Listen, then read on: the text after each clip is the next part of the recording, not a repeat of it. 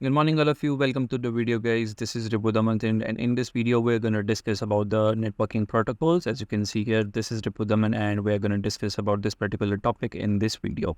So let's begin.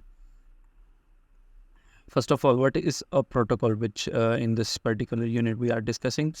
The protocol is a collection of guidelines or set of rules, you can say, the practices that control the flow of data back and forth between the systems that are connected in a network. In a network, if the different devices are connected, different rules, set of rules are being established to transfer the data from here to there. That is how the communication is happening. And then it specifies the error detection, repair processes, and addition in the format, timing, order of data, and with the transmission also.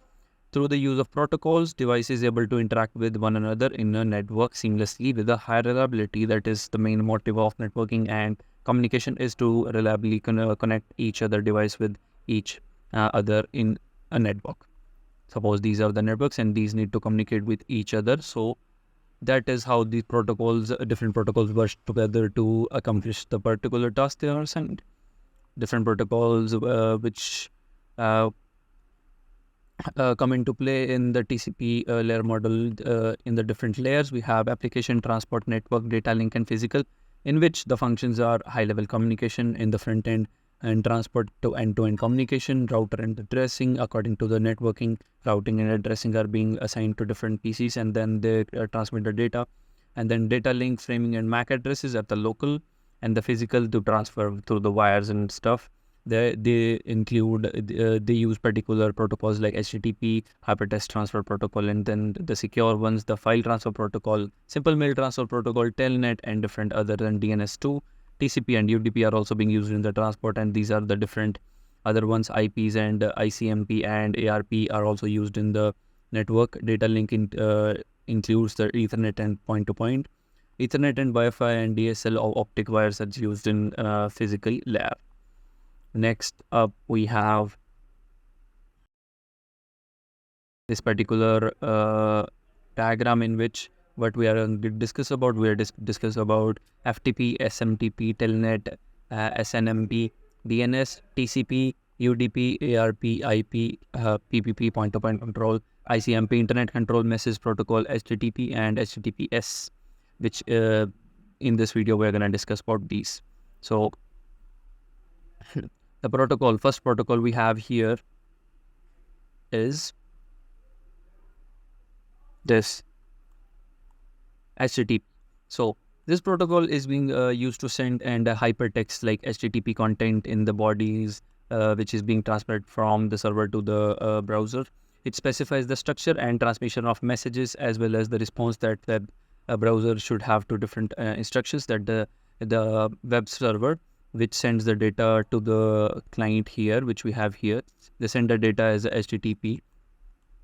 HTTP and HTTPS are being used in this particular scenario where the server is sending the data like HTTP code and other files, which is being displayed on the browser, and that is how this HTTP is being used. Our browser sends an HTTP request to the web server. Obviously, this transmission with the transmission and other handshake also happens for transmitting and requesting the data and the web pages also.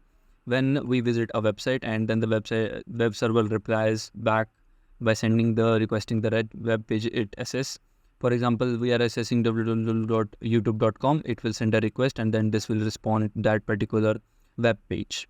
That there is how this HTTP comes into play.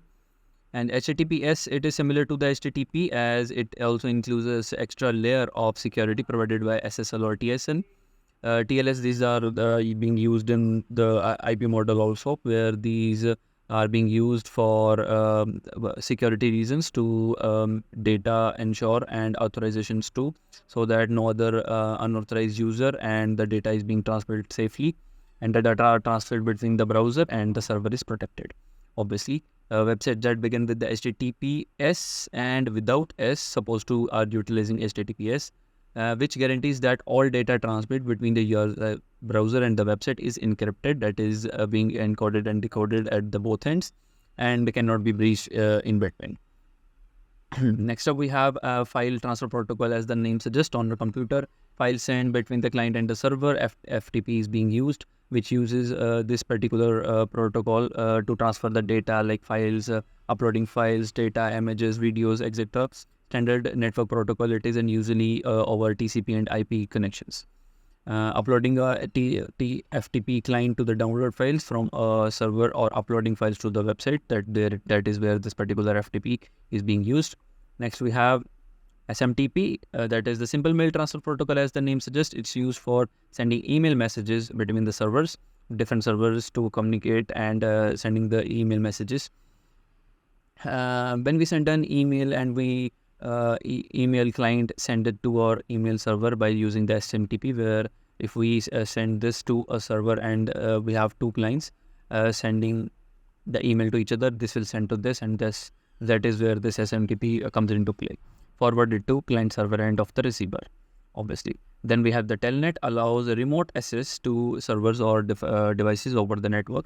Remote control, remote access, that means that is connecting, that is through remote access anywhere from the globe or anywhere where you can access the internet. That is where you can authorize and basically access the things you on the internet, connecting to via telnet to command line interface of the distant service in order to configure or debug it.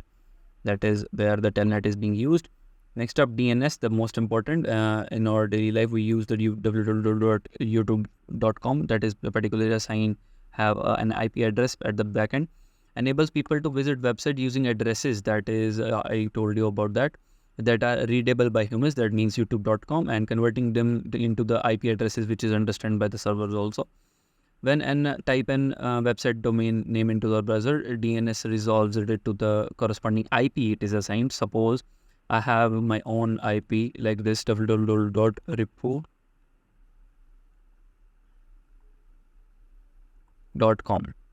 Suppose this is a 192.168.1.2. So this will convert this into this particular, which is being understood by the next of the servers and other website servers, so that it will provide the information resides inside of it. Next we have TCP, the important one. The transmission control protocol provides reliable, ordered and error checked delivery, and in this guarantee of data transmission is being confirmed. That guarantees that, because it does the three-way handshake also. TCP makes sure that every data packet arrives at the destination in the right sequence without mistake and any loss of data during the process. And UDP, on the other hand, is a connectionless communication, where it do not do as much handshake as a TCP, but it does that and just make a connection and sending the data over that, just like the YouTube videos like that, buffering offset, which allows data packets to transmitted without making a connection is made. And because the UDP is less latency than TCP, VoIP, voice over internet protocol, the calling we do applies employee and real-time communication. That is where it comes into play, because it is because of the latency too and reliability. Next, IP, which specifies the packet format and addressing over which this TCP and UDP is being built. Addressing system and data transfer across a network, so addressing and IP assigning, this will do that. To allow devices linked to the network to interact with one another, IP provides each device an unique IP from which it defines that this particular PC. Suppose we have a switch here and we are connecting to these 4 PCs, identical PCs.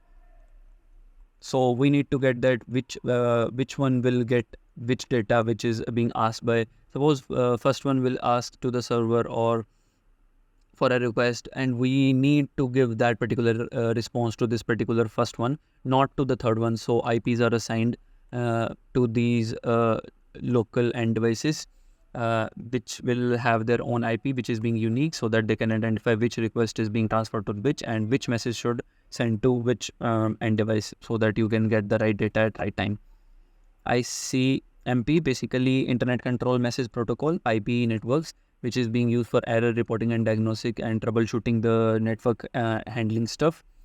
Communicating about network related issues, host and routers, which suppose we get an error message related to the IP and IMCP host cannot reach, chatting with the problem.